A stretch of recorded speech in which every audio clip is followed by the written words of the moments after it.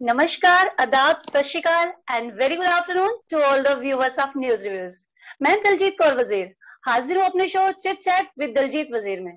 Viewers, आज मेरे साथ शो में मौजूद हैं बीजेपी के सीनियर लीडर और प्रभारी बारामूला जनाब MM वार जी। Sir, you are very much welcome in our show. Sir, आप कब से पॉलिटिक्स में एक्टिव हैं? आप शुरू से ही बीजेपी के साथ हैं या किसी दूसरी पार्टी से करियर की शुरुआत की? अपनी पॉलिटिकल जर्नी के बारे में आप हमारे व्यूवर्स को डिटेल्स में बताएं। हमने 1990 में बीजेपी ज्वाइन किया जी। और फिर धीरे धीरे 1996 में हमने बीजेपी टिकट से असेंबली इलेक्शन लड़ा और उस वक्त हमने 1996 में 1014 वोट बीजेपी टिकट से लाया। जी। फिर 97 में 14 मार्च हमने MLC इलेक्शन लड़ा। हमारे पास उस वक्त 8 MLA थे और मैंने 22 वोट लाया। मेरे मजमुकाबल में असलम कोहली उड़ी का NC का कैंडिडेट था, उसने 28 वोट से जीता, यानी हमने 6 वोट से हारा। ओके। तो फिर उस वक्त हमें स्टेट प्रेसिडेंट बनाया गया माइनॉरिटी मोर्चा का। जी। जिस वक्त हमने MLC इलेक्शन लड़ा, वो पहली बार 2 कैंडिडेट हम थे। कश्मीर से मैं था MM वार, और जम्मू से हमारे ऑनरेबल DK कोतवाल जी थे। उनका आज के डेट में देहांत हुआ है, वो स्टेट प्रेसिडेंट भी थे। तो उन्होंने वहां से पहली बार, उस वक्त हम अपर हाउस के लिए लड़ रहे थे। LK अडवाणी जी हमारे उस वक्त नेशनल प्रेसिडेंट थे, तो वो मेरे चीफ काउंटिंग एजेंट थे उस वक्त। क्योंकि पहली बार बीजेपी ने अपर हाउस का इलेक्शन लड़ा जी। और अल्लाह ने इज्जत रखी कि पहली बार हमने अपर हाउस में खाता खोला। DK कोतवाल जी MLC बन गए। DK कोतवाल जी MLC बन गए, तो मुझे गिफ्ट में जो मैंने 22 वोट लाया, उसके बदले में मुझे प्रेसिडेंट बनाया गया। ओके। तो फिर 98 आया, 98 में इलेक्शन हुई, 99 में फिर इलेक्शन हुई। फिर मुझे मैंडेट दिया गया 5 लंगेट से, वहां बाई इलेक्शन था, तो वहां पर भी उस वक्त मैंने 2800 वोट लाए बीजेपी टिकट से। ओके। जो बहुत बड़ी जीत थी बीजेपी के लिए। जी बिल्कुल सर। बीजेपी के नाम पर 100 वोट लाना, मुझे लगता है कि वो जम्मू के 1000 के बराबर है। जी। तो 99 से चलते गए, फिर 2002 में, सन 2000 में हम कश्मीर प्रेसिडेंट इलेक्टेड बने। तो 2002 में फिर इलेक्शन हुआ, जनरल इलेक्शन हुआ। इलेक्शन 4 किस्म का होता है। जी। इलेक्शन ऑफ फील्ड होता है, MP election and assembly election. जी। इलेक्शन ऑफ कॉलेज होता है, MLC एंड राज्यसभा। ओके। तो 2002 में हमने ऐसी स्थिति बनाई थी इन 5-6 साल में कि NC की गवर्नमेंट गिरी और PDP की गवर्नमेंट सहयोग में बनकर आ गई। 2002 में मुफ्ती साहब हमारे चीफ बने। उस वक्त NC का बाल बोला यहाँ था। करते करते 2004 आया, फिर इलेक्शन आए। 2004 में हमारे 2 कैंडिडेट जम्मू से जीते। मेरी ड्यूटी लगाई हमारे एक्स प्रेसिडेंट थे उस वक्त, डॉक्टर वेद प्रकाश जी। जी। तो राजौरी में हमारी राजौरी पुलिस ड्यूटी लगी अल्लाह का फजल था, उन्होंने जीता और जम्मू से भी हमारे कैंडिडेट ने जीता। तो 99 में हमारी फिर सरकार बनी सेंटर में, जम्मा लाल गुप्ता जी हमारे मंत्री बने, वेद जी हमारे एमपी रहे। यहाँ पर हम संभालते थे, मैं कश्मीर प्रेसिडेंट था।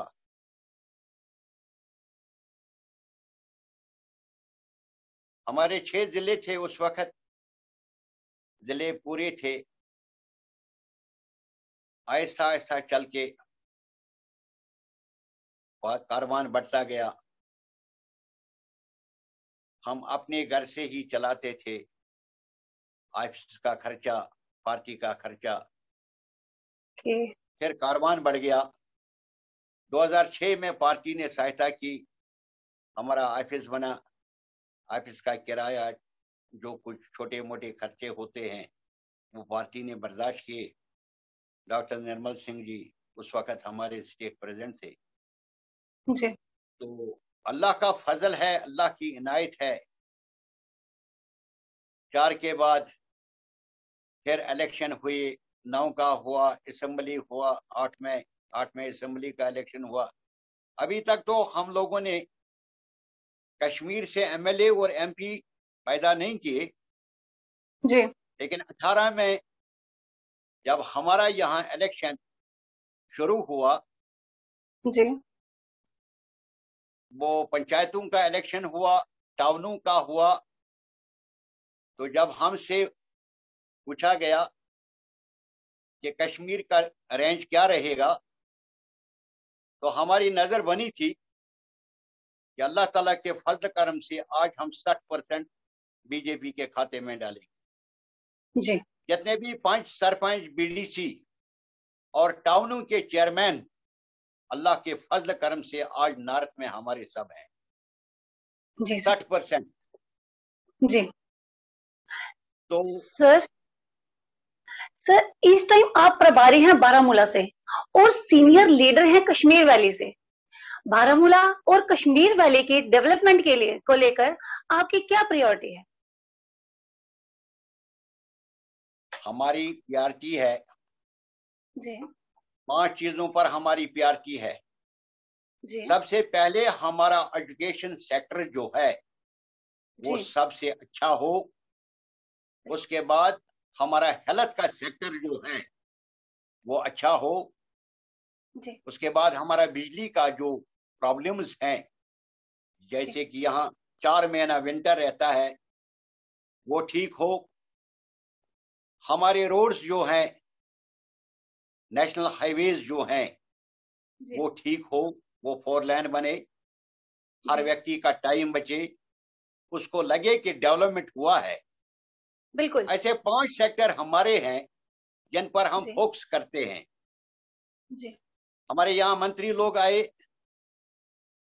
अभी भी हैं। हर वक्त हमने यही 5 पॉइंट रखे कि हमारा जम्मू कश्मीर का 4 लेन जो है, जो राजमार्ग हमारा है, 2008 में हमने उस पर काम शुरू किया है।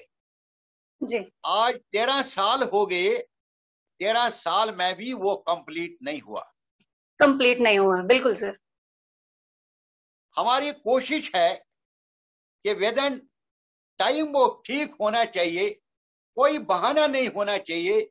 वो बाधा आई, ये बाधा आई, ये बाधा आई, ऐसा कुछ नहीं होना चाहिए। क्योंकि हमारा राष्ट्र मार्ग जो है, हमारा नेशनल हाईवे जम्मू श्रीनगर जो है, वो सिर्फ जम्मू कश्मीर के लिए नहीं है, वो ऑल ओवर इंडिया के लिए है। तमाम हिंदुस्तान का वाहन उस पर चलता है।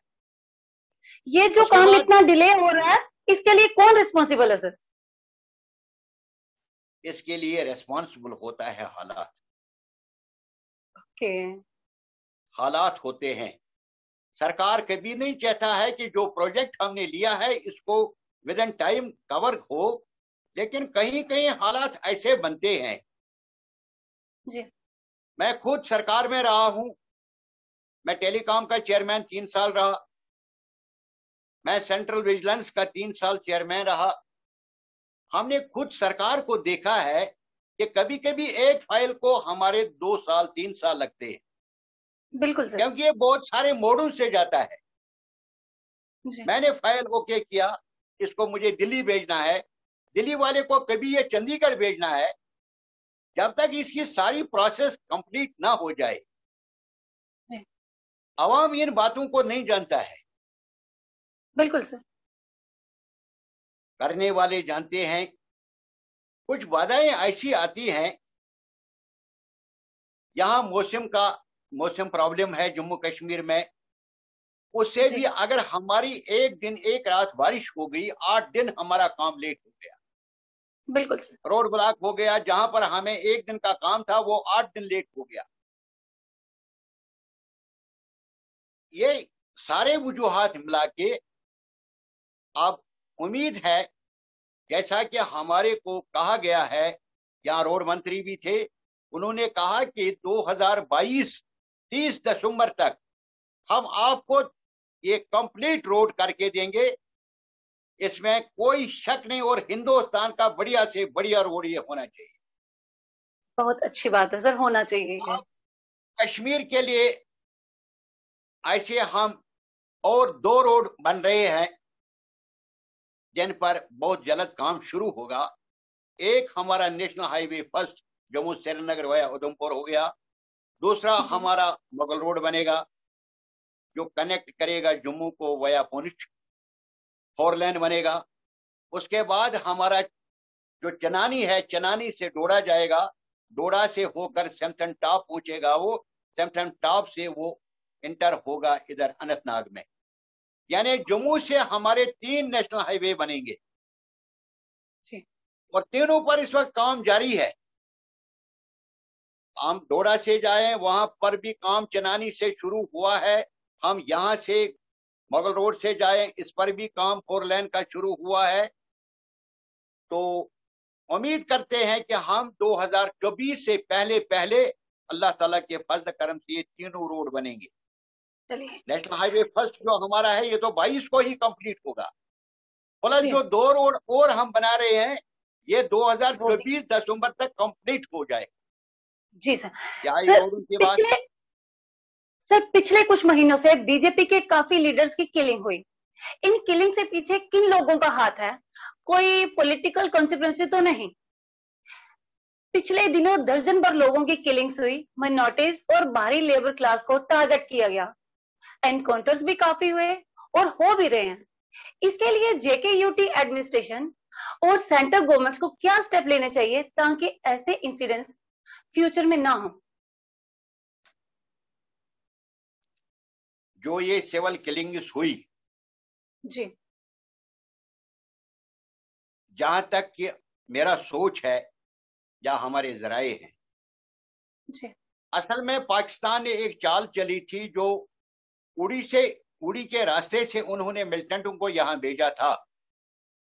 हम अपने सेंट्रल फोर्स को और पुलिस को सैल्यूट करते हैं कि उन्होंने उस मुसीबत से दिन रात उन्होंने मेहनत किया, जिस तरह इस वक्त पुंछ में हो रहा है। जस्ट लाइक दैट इन्होंने इतना मेहनत किया कि उस मंसूबे को इन्होंने फेल किया। उसमें 8 लोगों को मारा गया, 1 आदमी को जिंदा पकड़ा गया। ये पुलिस और फोर्स की मेहनत इतनी है, उनको हम सैल्यूट करते हैं 2-2 हाथों से। और जो ट्रकों के हिसाब से उन्होंने सामान लाया था, हथियार लाया था, वो भी जब्त हुआ, उनका कैश जब्त हुआ, उनका 25 करोड़ का हीरोइन जब्त हुआ। बिल्कुल। जब ये प्लान इनका फेल हुआ, ये मंसूबा फेल होने के बाद इन्होंने यहां दूसरा मंसूबा इख्तियार किया कि ये यहां पर हिंदू मुस्लिम उठाना चाहते थे। जी। ये मिलिटेंटों का दूसरा तरीका था, जो इन्होंने हिंदू मुस्लिम सबको मारा। 9 लोगों की किलिंग हो गई, उसमें बिहारी मजदूर भी आए, उसमें हमारी सरदार लड़की एक भी आई, एक पंडित प्रिंसिपल मास्टर भी आया। जी, जी। ये इशारा करता था कि ये मिलिटेंट्स चाहते हैं कि यहां अब हिंदू मुस्लिम हो जाए। 90 जैसे हालात, यहां से सिख भी भागे, पंडित जो बचे हैं वो भागे, बिहारी भागे, ताकि डिस्टर्ब यहां ऐसा माहौल हो कि हमारे इनका दिमाग यहाँ लगे, तो इनका दूसरे साइड से कोई प्लान था। और वो भी बाद में नजर में आया कि जब यहाँ किलिंग हो रही थी तब इसके साथ साथ इन्होंने पुलिस का रास्ता इस्तेमाल किया। जी बिल्कुल। हमारा अटेंशन इन्होंने यहाँ लगाया सरकार का, और खुद इन्होंने पुलिस का रास्ता इस्तेमाल किया था। लेकिन अल्लाह का फजल है, अल्लाह की इनायत है, और सरकारी मिशनरी ने सेंटर से लेकर स्टेट तक जी इनका मंसूबा जो है नेस्त नाबूद किया। 4-5 इनकाउंटर तो क्या है, मैं चाहता हूं 10 हो जाए, इनका नामो निशान इस धरती से मिट जाए। जो इनके गंदे इरादे हैं वो खुदा और खुदा का रसूल नेस्त नाबूद करे ऐसे मंसूबों को। हम चाहते हैं हमें 30 साल लगे, हिंदुस्तान की सरकारें खाली हो गई कश्मीर को चलाते चलाते। कश्मीर में 14 लाख फौज है, इनका टीए इंश्योरेंस वगैरह, जो पैसा हमें डेवलपमेंट में लगना था वो हमें सिक्योरिटी पर खर्चा आता है। जी। तो अगर ये सिक्योरिटी यहाँ नहीं होती तो आज कश्मीर ऐसा खुशहाल नहीं होता। ऐसे एक्सीडेंट तो होते रहते हैं, इनके मंसूबे 30 साल में पूरे नहीं हुए, आज की तो बात ही नहीं। जी।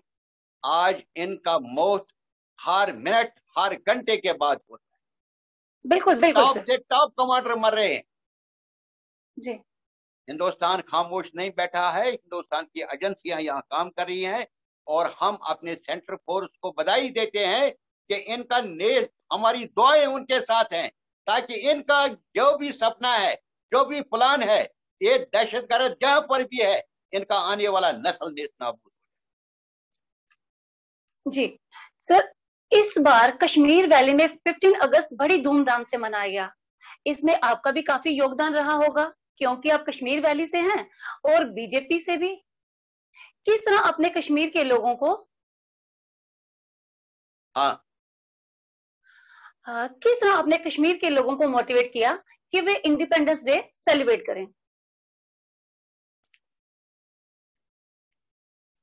आज कश्मीर का हर व्यक्ति बीजेपी चाहता है।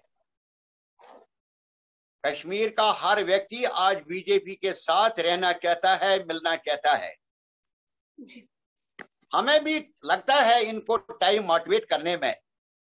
जी। अब हमारी मोदी जी की पॉलिसियां जो हैं, स्कीमें जो हैं, 372 स्कीमें मोदी जी की हैं, लोग उसके साथ है, लोग मोदी जी के सरकार के साथ है, मोदी जी के काम के साथ हैं। और इंशाअल्लाह रहमान हम आशा करते हैं कि आने वाला वक्त जो होगा, हमारी उम्मीद है कि आने वाले वक्त में बीजेपी की वन हैंड गवर्नमेंट बनेगी जम्मू कश्मीर में। और जैसे कि हमने यहाँ डीडीसी बनाए, बीडीसी बनाए, टाउन एरिया के चेयरमैन बनाए, 5 सरपंच बनाए, ऐसे ही यहाँ अब गवर्नमेंट भी बनेगी। बीजेपी की वन हैंड गवर्नमेंट होगी, बीजेपी का चीफ मिनिस्टर होगा। वो तो आवाम को ही देना है, और आवाम ही हमें इस बार यहाँ से खाता खुल गया है। जैसे कि 3 डीडीसी को हमने यहाँ से जितवा के भेजा है, आने वाले वक्त में 3 को हम 30 करेंगे। आने वाले वक्त में कम से कम 30 एमएलए यहाँ से जीत के भेजेंगे। जम्मू जितना भेजे, जम्मू की आशाएं हमारी ज्यादा है, क्योंकि वहां यहाँ से ज्यादा है। अगर हम 30 देते हैं, उनको 40 देना है, लेकिन खाली हाथ खाली झोली यहाँ से आज के डेट में नहीं जाएगी। Okay sir. Sir 370 Jammu Kashmir के लिए ठीक था या गलत? क्या जम्मू कश्मीर स्टेट को 2 यूटीज में बदलना सही डिसीजन था? जम्मू कश्मीर को धारा 370 ने ही तबाह किया था। धारा 370 जो था वो हमारे गुर्बत का एक गेट बना था लखनपुर पर। आज के डेट में धारा 370 खत्म होने के बाद अब अरब कंट्रीज यहां आ रहे हैं इंडस्ट्री चलाने के लिए, हिंदुस्तान के साथ काम करने के लिए। अगर धारा 370 होता तो यहां कोई नहीं आता। आज अंबानी यहां आ रहा है, इंडस्ट्रियल, यहां सब जितने भी हमारे राष्ट्रीय कद पर, चाहे नेशनल कद पर, चाहे कंट्री लेवल पर, वर्ल्ड लेवल पर, वो लोग यहाँ अब आ रहे हैं काम करने के लिए। इस काम से ही, उनके काम से यहाँ डेवलपमेंट हो जाएगी। सर लद्दाख यूटी तो ठीक है, बट जेके यूटी इतना बड़ा है, इसकी डेवलपमेंट कैसे पॉसिबल है? क्यों नहीं पॉसिबल? एरिया बड़ा है सर। ये यूटी में डेवलपमेंट नहीं होता है। हम आपसे वादा करते हैं और आपके चैनल के जरिए वादा करते हैं जी, जम्मू कश्मीर एक स्टेट फिर बनेगा। जी, जेके यूटी नहीं रहेगा, जेके फिर स्टेट बनेगा, लेकिन आफ्टर इलेक्शन के बाद। Okay sir. जेके यूटी नहीं रहेगा, जेके यूटी था, लेकिन आने वाले वक्त में ये मोदी जी ने वादा किया है 15 अगस्त को कि वक्त आने पर, अमित शाह जी ने ऐलान किया है कि वक्त आने पर जम्मू कश्मीर को मैं स्टेटहुड वापस दूंगा, विदाउट धारा 370, विदाउट 35A। 35A और धारा 370 खत्म हुआ है। जो उसको दोबारा मांगेगा वो लोगों को बहकाता है। वो कभी नहीं, चाहे सुप्रीम कोर्ट हो, कोई कोर्ट हो। एक बार जो पार्लियामेंट में फैसला लिया, सुप्रीम कोर्ट उसमें कोई चैलेंज नहीं कर सकता है, क्योंकि उसमें पार्लियामेंट के 555 लोगों ने दस्तखत किया है। वो पार्लियामेंट का फैसला है। वो अकेले ना मोदी जी ने तोड़ा है, ना अमित शाह जी ने तोड़ा है, वो पार्लियामेंट ने तोड़ा है। इसलिए धारा 370, 35A कभी वापस नहीं आए। और वादा करते हैं आपके चैनल के जरिए कि जम्मू कश्मीर आफ्टर इलेक्शन फिर स्टेट बनेगा, जेके स्टेट होगा। सर पिछले कुछ दिनों से कश्मीर वैली में सेंट्रल गवर्नमेंट के काफी मिनिस्टर्स दौरा कर चुके हैं और कुछ कर भी रहे हैं। एक दो दिन में होम मिनिस्टर अमित शाह जी का दौरा भी है। आपने और आपकी पार्टी ने इन मिनिस्टर्स के सामने जेके यूटी को लेकर क्या डिमांड्स रखे हैं या रखने जा रहे हैं? मैं आपसे शुरू में ही कह रहा था कि जितने भी मिनिस्टर्स यहाँ आए, जिन जिन लोगों से हम लोग मिले, उन लोगों के साथ हमने 5 पॉइंट रखे हैं। वो पहले ही मैंने आपको डेवलपमेंट के 5 पॉइंट बताए थे जी। अगर आपके पास रिकॉर्ड होगा, 2021 में 80 साल में जितना टूरिज्म रहा है, इस साल उससे सबसे ज्यादा टूरिज्म इस साल वहां रहा, कश्मीर वादी में। कश्मीर वादी में आप अपना लिस्ट चेक करो या टूरिज्म डिपार्टमेंट से लिस्ट मांगो। इस बार सबसे, कोई महीना नहीं था जिसमें 10 लाख, 9 लाख, 11 लाख टूरिस्ट नहीं दर्ज हुई। यानी पिछला जो महीना गया, सितंबर के महीने में 11.25 लाख टूरिस्ट कश्मीर आए, जो यहाँ की सबसे बड़ी इंडस्ट्री है। यहाँ डेवलपमेंट होगा। डेवलपमेंट तो रातों रात तो दिखेगा नहीं। यहाँ बड़े बड़े अस्पताल बनाने हैं, जैसे कि हमने बारामूला में डीएमसी बनाया है, हमारी सरकार ने बनाया है, मोदी जी ने बनाया है। जब एम्स उन्होंने दिए, एक एम्स, छोटा सा एम्स, ये भी डिग्री कॉलेज बनाना, डीएमसी बनाना, जम्मू में भी एक ही है, बख्शीनगर में, और यहाँ पर इस वक्त 3 है। तो उसमें फर्स्ट बैच 2020 को गया, 2019 को 200 लड़के एमबीबीएस के लिए गए।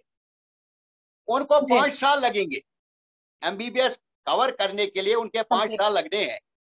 जो एमबीबीएस उनको करना था बंबई, महाराष्ट्र वगैरह वगैरह, in all round the India, या नेपाल जाते थे, वो आज उनको घर में हो रहा है।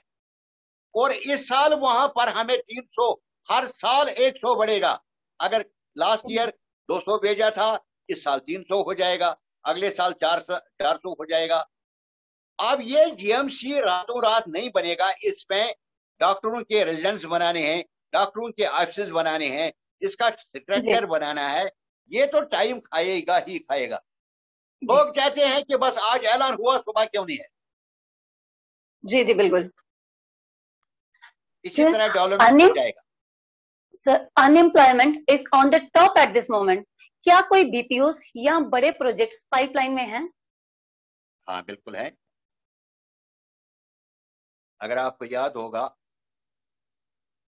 2020 का जो 15 अगस्त गया जी, 2020 का 15 अगस्त जो हुआ, हमारे डिस्ट्रिक्ट बारामूला के साथ टच करता है वोलर लैक। देखा है कभी आपने वोलर लैक को देखा है?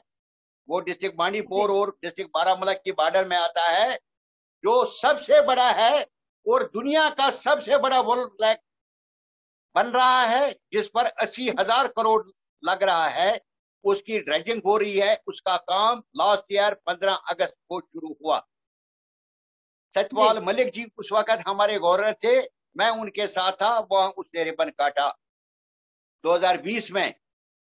ऐसे बड़े प्रोजेक्ट्स यहाँ बन रहे हैं, बड़े बड़े अस्पताल बन रहे हैं।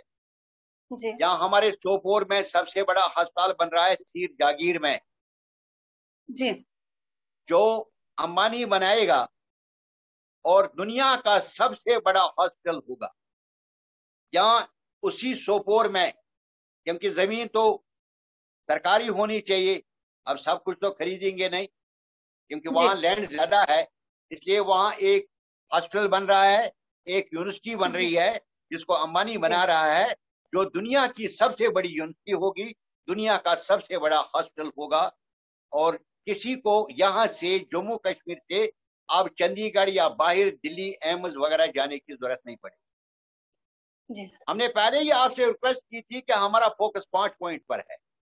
जी, जी, एक, हमारा एजुकेशन अच्छा हो, हमारी बिजली अच्छी हो, हमारा हेल्थ अच्छा हो, हमारे रोड्स अच्छे हो, हमारा यूथ के लिए हमारा वो रोजगार का प्रोग्राम हो जिसमें आधा हम प्राइवेट सेक्टर में दे, आधा हम सरकार के सेक्टर में दे। ये 5 पॉइंट टोटल हैं प्रोग्रेस के। सर, डेली वेजेस हर जगह गवर्नमेंट के खिलाफ प्रोटेस्ट कर रहे हैं। इनको परमानेंट करने के लिए गवर्नमेंट के साइड से क्या स्टेप्स लिए जा रहे हैं? जिस फील्ड में जहां भी वो हैं अपनी सर्विसेज तो दे रहे हैं, अगर गवर्नमेंट इनकी सर्विसेज ले रही है तो इनको परमानेंट करने में क्या प्रॉब्लम? ये 61,586 फाइनल हुआ है जी। जो इनकी छानबीन की गई। सत्यपाल मलिक उस वक्त हमारे गवर्नर थे, उसने उसके सामने जब ये केसेस आए तो आपको अगर याद होगा, हमारी माबा जी की सरकार थी, माबा जी की सरकार में अनाउंस हो गया 60,000 डिलीवरीजर्स हैं 28 डिपार्टमेंट के। ये 7 बजे की खबर में आया और सुबह जब सुबह 7 बजे यानी कल सुबह 24 घंटे के बाद यही अनाउंस हुआ तो 1,20,000 हुआ। रातों रात 60 का 60 बढ़ गया जी। जैसे कि 61,585 है। ये जो ही हालात साजगार हो जाएंगे इनका ऐलान हो जाएगी, यानी 61,585 का फाइनल हुआ है। वो इस वक्त वेजेस भी उनके चेंज हो गए जी। इसका फेज बनेगा। अगर आपको याद होगा कि एसपीओ की जो ऐसी ही डिमांड थी, आप याद करें कि एसपीओ इस वक्त 4 फेज में तनख्वाह ले रहा है। जो 5 साल के अंदर है 6,000 लेता है, 5 साल प्लस जो है 10,000 जो टच करता है वो 9,000 लेता है, 10 साल जिसने क्रॉस किया वो 18,000 लेता है, 15 साल जिसने क्रॉस किया वो 24,000 लेता है। 4 फेज में इस वक्त एसपीओ तनख्वाह ले रहे हैं और उसमें कन्वर्ट भी हुए। कोई उधर हो गया क्लास फोर्स में, कोई कांस्टेबल बना।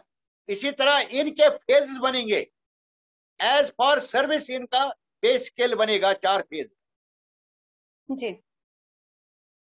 और खुदा ने चाहा इसी साल में, इन्हीं 2 महीनों में इनका मसला हल होगा। सर, कश्मीर वैली में बीजेपी को इस बार कितनी सीट्स मिलने के चांसेस हैं? आपकी और अपनी पार्टी की क्या कोशिश रहेगी कि बीजेपी मैक्सिमम सीट्स हासिल करे? जहां तक कि हमारा लक्ष्य है, हमारे 10 जिले हैं, 10 जिलों से हम 20 सीटें यहां से लेकर जाएंगे। हमारे जो प्रोमिनेंट लीडर्स हैं, जैसे मुझ जैसे और लीडर्स हैं, पुराने लीडर्स जो हैं, हमारी उम्मीद है, हमारी कोशिश है कि इस बार हम हर जिले से 2 सीट कम से कम लेके आने चाहिए। हमारा निशाना है 20 सीटें कश्मीर से। जी लड़ेंगे तो हम हर एक सीट से, लेकिन 20 सीट हमारा टारगेट है, 20 से कम नहीं होगा इंशाल्लाह व Rahman. Okay sir. Sir, future Kashmir आपकी नजर में कैसा होगा? अभी काफी डेवलपमेंट के प्रोग्राम्स चल रहे हैं, आपकी नजर में अमन और तरक्की की राह कैसी होगी? बहुत अच्छा होगा। कश्मीर का हर व्यक्ति अगर मोदी जी का नमन करेगा वो भी कम है। हमें याद है कि 18 तक यहाँ पंचायतें बनती थी, लेकिन सिर्फ नाम के होते थे। आज सरपंच को इतना पावर दिया गया है, सरपंच का CDF है 35 लाख, उसको हम क्लस्टर बजट बोलते हैं। 35 लाख का बजट है। आज सरपंच के सील के बगैर उसके हलके में कोई भी MP हो, MLA हो, राष्ट्रपति हो, वो दखल नहीं दे सकता है। वर्क ऑर्डर इसी को देना है। डेवलपमेंट इस तरह हो रहा है, आज तक इतना पैसा कभी नहीं आया होगा पिछले 80 साल में, जितना पैसा मोदी जी ने यहाँ दिया और दे रहा है। चाहे पंचायत राज के थ्रू वो हो रहा है, चाहे वो टाउन एरिया के थ्रू हो रहा है, चाहे वो म्युनिसिपैलिटी कॉर्पोरेशन के थ्रू हो रहा है। इस वक्त तो यही 3 लोग रिप्रेजेंटेटिव हैं, क्योंकि सरकार नहीं है, गवर्नर आज सरकार नहीं होता है, रिप्रेजेंटेटिव यही 3 लोग हैं। रूरल में हमारा सरपंच है, BDC है, DDC है। 3 टायर सिस्टम बनाया हमारे मोदी जी ने, और पहली बार ये 3 टायर बना। हमें पता ही नहीं था BDC क्या होता है, DDC क्या होता है। जब BDC का इलेक्शन आया तो हमने सरकार से पूछा वोट कौन डालेगा, इसको कौन वोट डालता है। फिर सरकार ने हमें समझाया कि इसको चुने हुए पंच और सरपंच वोट डालेंगे। ये मोदी जी की देन है, जिसने ये हमें समझाया BDC बने, DDC बने, और 33% उसने रिजर्वेशन दी हमारे लेडीज को। जी बेशक हमारी सीट कितनी भी मजबूत थी, अगर वार साहब की सीट थी ये अपनी सीट खुद निकाल सकता था, लेकिन यहाँ लेडीज थी, हमें लेडीज को ही देना पड़ा। वही आज वही बहन हमारी BDC आज। ऐसे DDC में हुआ। डेवलपमेंट इस वक्त बहुत अच्छे ढंग से हो रहा है। हमारी सिर्फ एक बदकिस्मती है, हमारा मौसम जो है हमें मौसम डेवलपमेंट नहीं करने देता है। बिल्कुल सर। देखिए अभी हमारा प्रेडिक्शन आया है 22 को यहाँ बर्फबारी हो। जी जी जी ये सर। गया, जो हमें दिसंबर में देखना था ये अक्टूबर में ही आया। इसमें हमारा 1 महीना पहले ही काम का लॉस हो गया।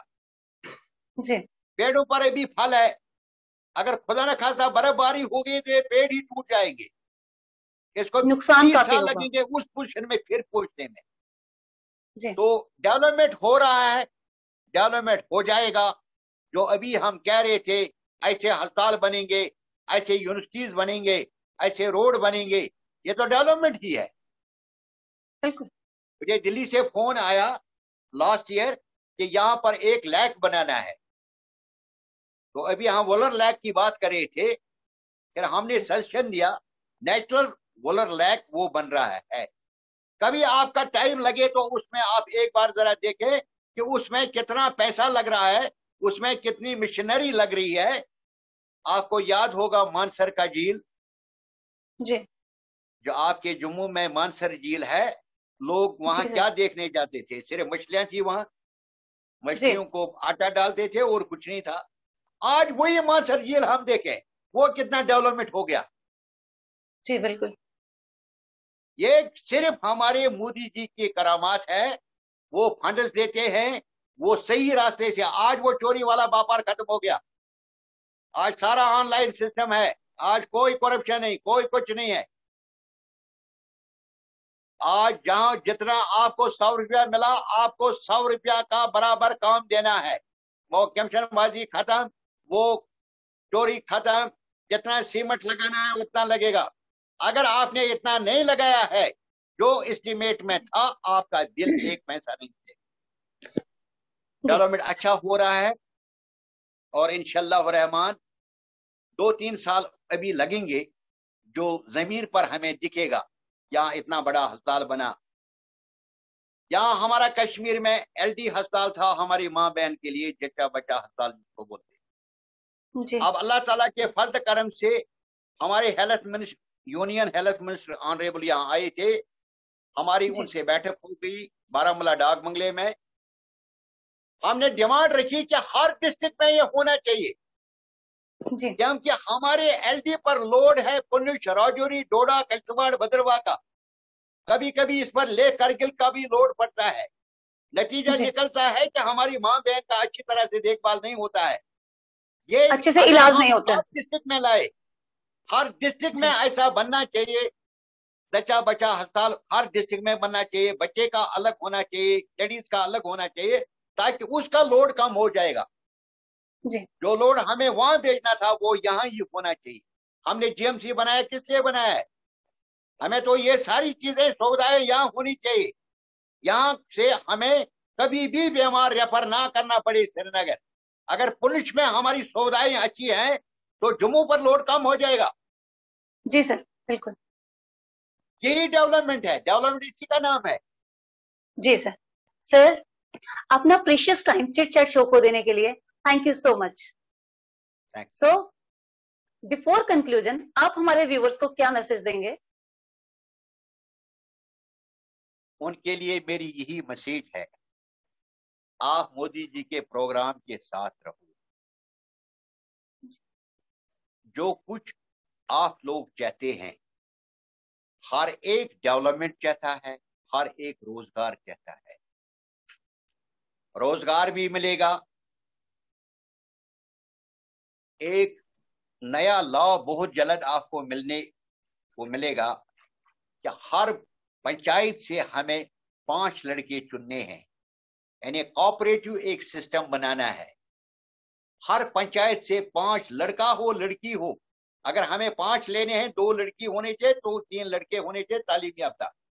उनको मोदी जी के स्कीम के मुताबिक वो अपना प्रोजेक्ट दे देंगे, जितना भी वो प्रोजेक्ट होगा, ताकि वो खुद अपने पैरों पर खड़े हो जाए और 7 दिन के अंदर अंदर उनका प्रोजेक्ट सैंक्शन प्लस उसका फाइनेंस हो जाए।